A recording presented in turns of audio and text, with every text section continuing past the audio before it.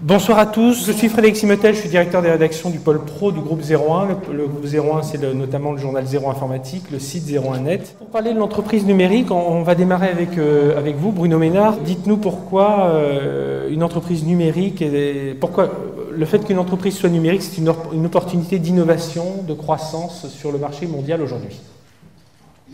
Bonsoir à tous, bonsoir Frédéric. L'entreprise numérique, il faut surtout la placer dans un contexte économique qui est celui que nous vivons. Un contexte dans lequel la compétition mondiale est extrêmement aiguë, parfois difficile pour nos entreprises françaises. On voit arriver sur nos marchés les acteurs émergents. Certes, nous avons des sources de croissance dans les marchés émergents, mais en retour, les nouveaux acteurs pénètrent aussi nos pays développés. Et donc nos entreprises sont en recherche de chemins de croissance pour l'avenir. Et ces chemins de croissance-là vont passer notamment par l'innovation. Donc le numérique est vraiment aujourd'hui, avant tout, et c'est ça le sens pour l'entreprise numérique, le numérique est une source d'innovation et de performance pour nos entreprises. À un moment donné, elles auront besoin d'innovation pour créer de l'emploi à valeur ajoutée. Et finalement, l'entreprise numérique, c'est une source de création de valeur ajoutée nouvelle pour nos organisations. Alors, une dernière question autour de cette entreprise numérique et entreprise numérique collaborative. Au niveau des dirigeants, est-ce que ça veut dire qu'on va assister à un nouveau genre de dirigeants, une nouvelle race de dirigeants? Vers quoi vont-ils évoluer? L'entreprise numérique, c'est quelque chose pour nous qui est important pour l'avenir de notre économie et de nos entreprises en France. L'entreprise numérique, dans un monde en réseau, dans un monde de communauté, ça ne peut pas être géré de manière traditionnelle. C'est difficile d'imaginer une entreprise numérique qui doit développer une culture numérique. Elle ne peut pas être performante dans le monde numérique si elle n'a pas elle-même une culture numérique. Je vais passer la parole à Béatrice Rollet, qui est directrice des solutions du fournisseur réseau télécom Colt. Colt, c'est 5000 salariés, 13 pays, et une plateforme d'échange pour toute cette population. Alors, racontez-nous en quelques mots, Béatrice, comment ça fonctionne chez Colt, comment vous échangez entre les pays, entre ces pays, entre tous ces collaborateurs. Pour nous, la collaboration était cruciale. On s'est posé une question fondamentale pour une entreprise à l'aube de nos 18 ans, c'était de savoir ce que nous ferions les 18 prochaines années. On s'est aperçu que pour apporter davantage de valeur ajoutée à nos clients, il fallait renforcer la productivité, la mobilité, la flexibilité de ces 5000 salariés. On a mis en place un programme qui s'appelle Office of the Future. François Blanc, vous êtes, je l'ai dit, directeur des systèmes d'information groupe de Valeo. Racontez-nous en quelques mots ce que vous avez mis en place chez Valeo. Oui, nous avons mis en place différentes solutions techniques pour répondre à un enjeu qui est la capitalisation du savoir. Vous avez identifié les gens moteurs pour lancer ce projet et puis pour le faire avancer, c'est ça? Alors, les gens moteurs sont d'ailleurs pas souvent ceux qu'on croit. On a eu l'occasion, au travers de ce projet, de découvrir que certains leaders n'étaient pas du tout ceux avec lesquels on avait l'habitude de travailler.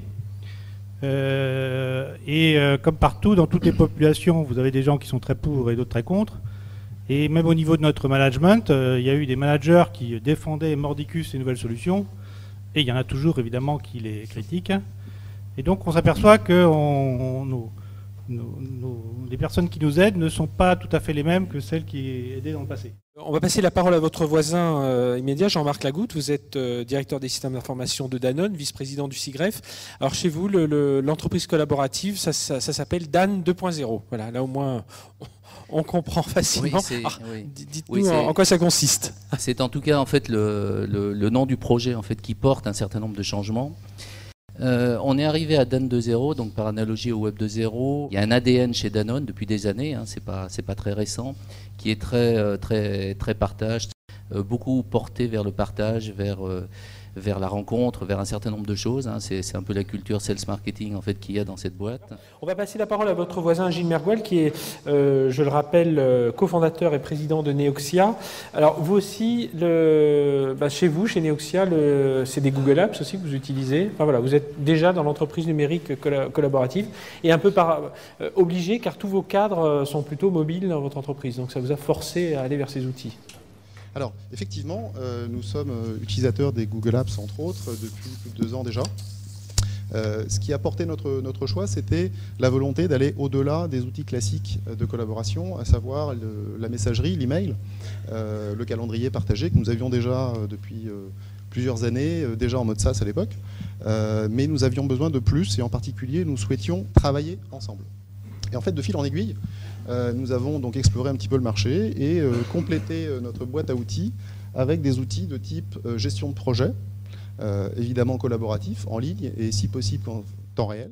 Stéphane Hugon, je vais vous passer la parole. Vous êtes, je rappelle, sociologue à l'Université Descartes-Sorbonne et cofondateur et dirigeant d'Eranos.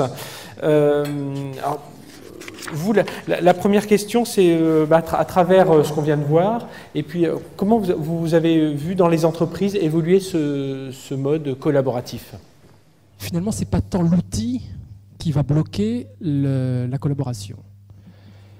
Ce n'est pas tant l'outil qui va bloquer la collaboration, et ça rejoindrait un petit peu ce qui a été dit à cette table, c'est-à-dire que paradoxalement, dans cette histoire de collaboration, le dossier technique, on peut le mettre de côté, parce que tout est prêt.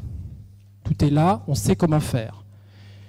Finalement, qu'est-ce qui nous reste? Il nous reste la question de l'appropriation, qui finalement n'est pas une question technique, qui n'est même pas une question d'organisation, c'est une question presque sociétale, une question de culture managériale, et surtout une question de compréhension de ce qui fait qu'une équipe est une équipe, et qu'une entreprise est une entreprise. On a une population aujourd'hui d'équipes très technophiles. Je ne sais pas exactement combien d'ingénieurs on a chez nous, mais la population est très très forte.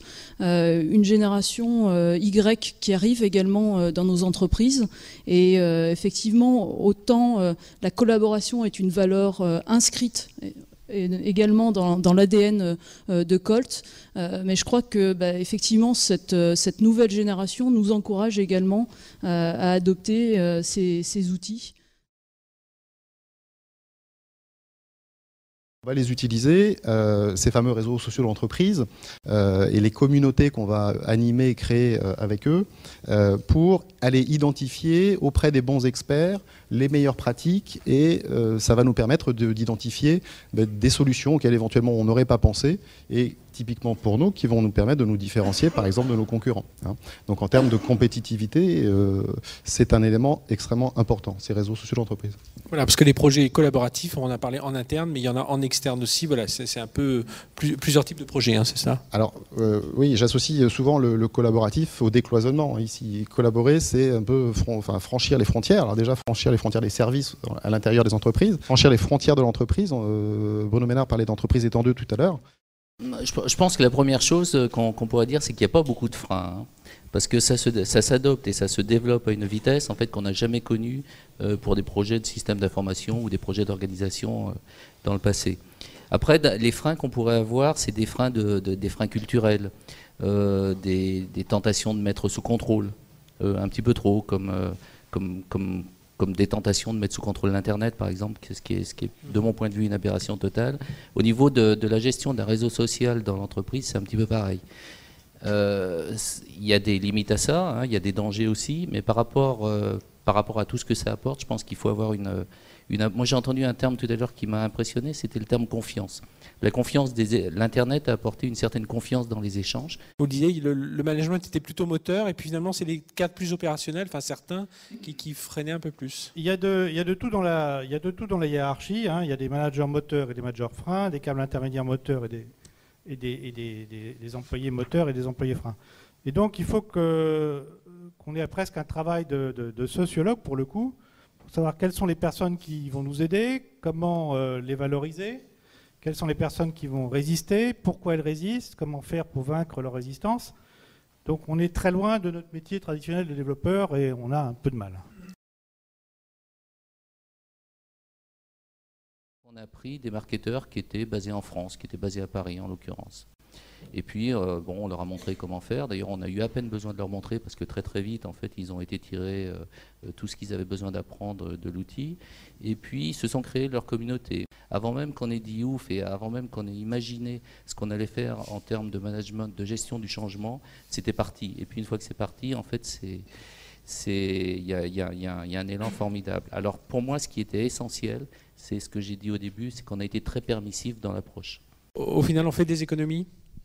Oui, je crois effectivement que l'informatique, de manière générale, a apporté depuis depuis 50 ans et depuis 10 ans peut-être en manière accélérée avec l'intégration de l'Internet. Et ça, c'est un gain de productivité qui est énorme pour les entreprises aujourd'hui.